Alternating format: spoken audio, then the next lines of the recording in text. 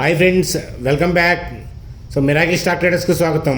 So ఈ వీడియోలో ప్రధానంగా ఏంటంటే టైటాన్ గురించి మాట్లాడుకుందాం. టైటాన్ స్టాక్ పని అయిపోయిందా, సో ఆ అప్డేట్ గురించి మనం చూద్దాం. అలాగే Bajaj auto, so Bajaj auto వాళ్ళు సిఎన్జి వెహికల్ లాంచ్ చేస్తున్నారు. మనం ఆ అప్డేట్ గురించి తెలుసుకున్నాం కదా, డిస్కస్ చేసుకున్నాం కదా.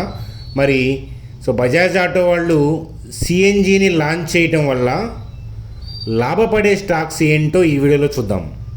అట్లాగే రిలయన్స్ ఇండస్ట్రీస్ యొక్క టార్గెట్ ఏంటి, సో రిలయన్స్కి ఉన్న ఛాలెంజెస్ ఏంటి, ఆ విషయాల గురించి చూద్దాం.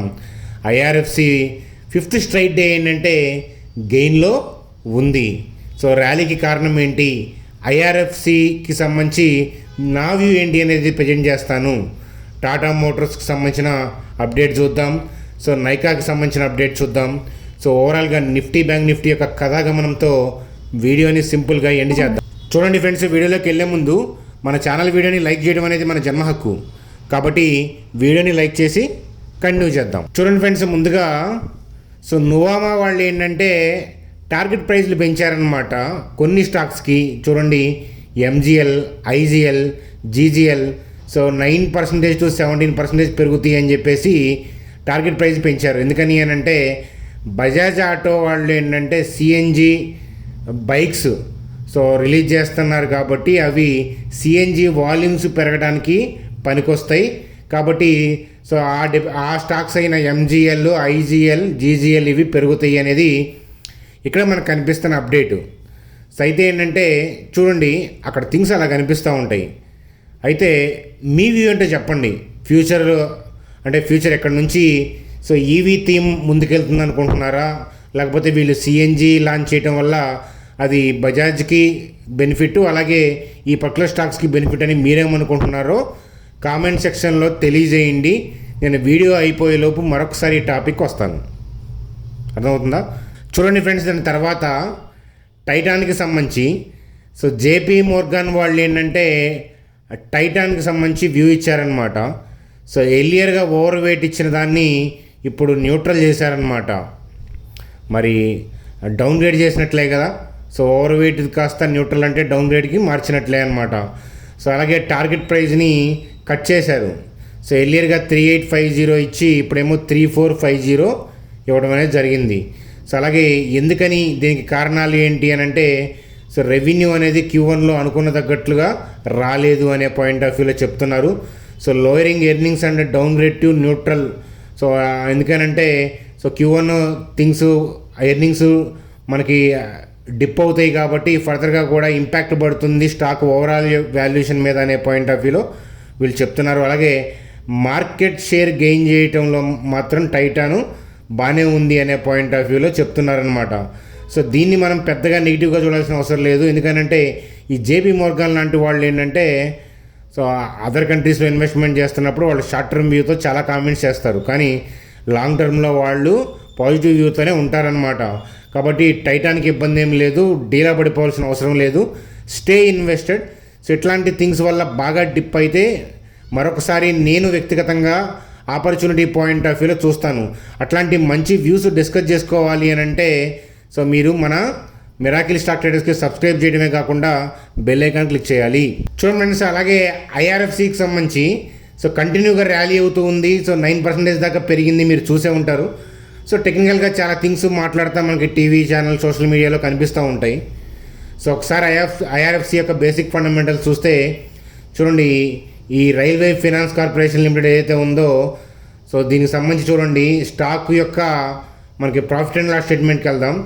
సేల్స్ గ్రోత్ అయితే ఉంది లాస్ట్ 10 yearsలో. సో ఆపరేటింగ్ ప్రాఫిట్ బాగుంది, ఆపరేటింగ్ మార్జిన్ బాగుంది, అలాగే ఏంటంటే సో కన్సిస్టెన్సీ ఉంది. నెట్ ప్రాఫిట్లో కూడా ఏంటంటే కన్సిస్టెన్సీ ప్లేయర్ అనమాట. సో చూడండి, సో అట్లాగే ఏంటంటే ఈ స్టాక్ యొక్క ప్రైస్ టు ఎర్నింగ్ ఎలా ఉంది అని చూస్తే కనుక 40 ప్రైస్ టు ఎర్నింగ్లో ఉంది. అలాగే పీఈజీ రేషియో చూస్తే 1.77. సో పీఈజీ రేషియో 1 కన్నా ఎక్కువ ఉంటే కనుక ఓవర్ వాల్యుయేషన్ అయి ఉండొచ్చు. అదొక్క పాయింటే కాదు, దాన్ని కూడా మనం సో అబ్జర్వ్ చేయాల్సిన విషయం అనేది నేను చెప్తాను. అలాగే సో ఐఆర్ఎఫ్సి యొక్క చార్ట్ చూస్తే కనుక సో మనం ఇప్పుడు ఎలా ఉంది అనేది ఒకసారి టెక్నికల్గా లుక్ వేద్దాం. చూడండి ఫ్రెండ్స్, ఐఆర్ఎఫ్సి సో మనకి 21లో ఇది ఐపీఓ ద్వారా వచ్చింది. ఒక 3 years స్తబ్దుగా ఉంది. సో కానీ దాని తర్వాత సో బుల్లెట్ బండి ఎక్కిందనమాట. సో జంపింగ్స్ అనమాట. సో తర్వాత బాగా ర్యాలీ అయింది. సో చూడండి, ఓవర్ వాల్యుయేషన్స్ అనే పాయింట్ ఆఫ్ వ్యూలో కనిపిస్తుంది. టెక్నికల్గా కూడా ఏంటంటే ఇంత పీక్లో ఉన్నప్పుడు వ్యూ తీసుకోవటం అనేది కరెక్ట్ కాదనేది నా వ్యక్తిగతమైన అభిప్రాయం. సో నేనైతే వ్యక్తిగతంగా ఏం చేస్తాను అని అంటే రీట్రేస్మెంట్ కోసం, ఇట్లాంటి స్టాక్స్ కోసం వెయిట్ చేస్తానన్నమాట. సో ఈ పర్టికులర్ స్టాక్ రీట్రేస్మెంట్ అంటే సో 115 బిలో కోసం వెయిట్ చేయొచ్చు. కానీ ఇప్పుడున్న దానికి ఉన్న పాజిటివ్ ఫ్యాక్టర్స్ కానీ, ఇతరత్ర సపోర్టింగ్ థింగ్స్ కానీ, మన గవర్నమెంట్ నుంచి అందే బెనిఫిట్లు కానీ, స్టాక్ యొక్క థింగ్స్ కానీ చూస్తే కనుక 115కి ఇప్పుడు రాదు. మీరు ఎందుకు ఆ నెంబర్ పాయింట్ ఆఫ్ వ్యూలో చూస్తున్నారు అనిపిస్తుంది. కానీ ఆ స్టాక్కి నేను వ్యక్తిగతంగా డీప్ వ్యూ తీసుకునే థింగ్ అయితే కనుక నేనైతే వెయిట్ చేస్తాను. సో లేకపోతే కనుక వ్యూ తీసుకోను అనమాట 115 బిలోకి రాకపోతే ఫర్దర్గా. అంతేగాని ఇంత పీక్స్లో ఉన్నప్పుడు కొనుక్కుంటే కనుక మార్కెట్ రివర్స్ అయితే ఎట్లాంటి స్టాక్స్ మనకి ఘోరంగా వరుసగా దడేల్ అని దబిడి చేస్తాయి అనేది నా అబ్జర్వేషన్ అనమాట. మీ అబ్జర్వేషన్ ఏంటో చూడండి. సో మీ వ్యక్తిగతమైన అనుభవాలు తెలుసుకోండి అనమాట ఫ్యూచర్లో. చూడండి సార్, నైకాకి సంబంధించి Q1 అప్డేట్ అనమాట. సో రెవెన్యూ గ్రోత్ అనేది 22-23% ఇయర్ పాయింట్ ఆఫ్ వ్యూలో ఉంది. అలాగే బ్యూటీ వర్టికల్ రెవెన్యూ గ్రోత్ అనేది 22-23% ఇయర్ పాయింట్ ఆఫ్ వ్యూలో. అలాగే fashion industry in India continues to face challenges. So ఆ పాయింట్ ఆఫ్ వ్యూలో మాట్లాడుతున్నారనమాట. సో ఇక్కడ ఈ అప్డేట్స్ కనిపిస్తూ ఉన్నాయి. రిజల్ట్స్ వచ్చినాక కంప్లీట్గా అనాలిసిస్ అనేది చేద్దాం. చూడండి ఫ్రెండ్స్, ఇక్కడ యూబీఎస్ వాళ్ళు బజాజ్ ఆటో గురించి సెల్ అని చెప్పి టార్గెట్ ప్రైస్ 6250 ఇచ్చారు.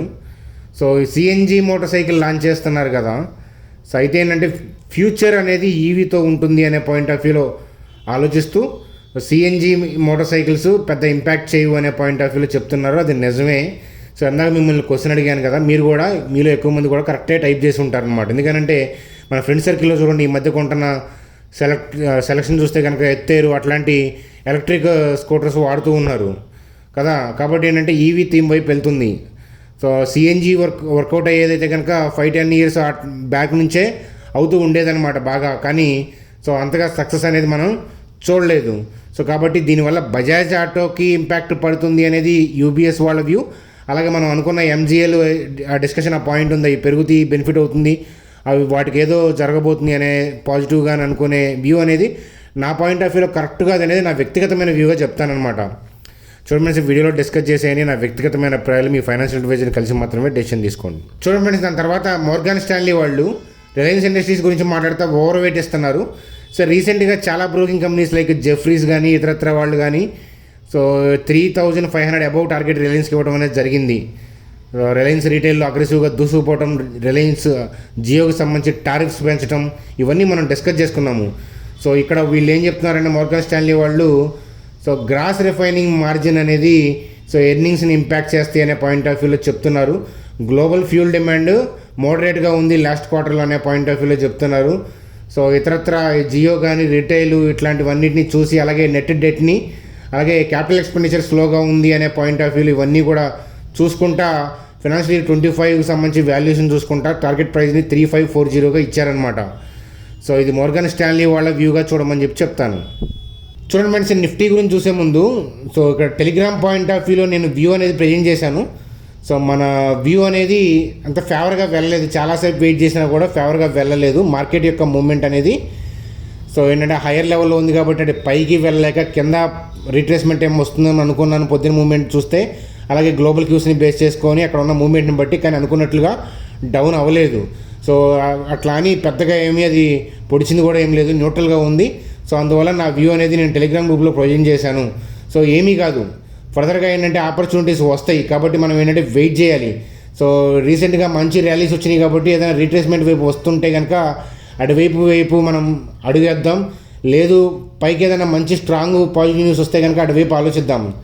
సో ఇన్స్టిట్యూషనల్ ప్లేయర్స్ అక్కడ ఉన్న థింగ్స్ని బట్టి వాళ్ళు చేస్తూ వెళ్తున్నారు కాబట్టి ఏంటంటే స్టాటిక్గా రౌండ్ నెంబర్లను బేస్ చేసుకొని ట్రేడ్ పాయింట్ ఆఫ్ వ్యూలో వెళ్ళడం అనేది కరెక్ట్ కాదనేది నా వ్యక్తిగతమైన అభిప్రాయం.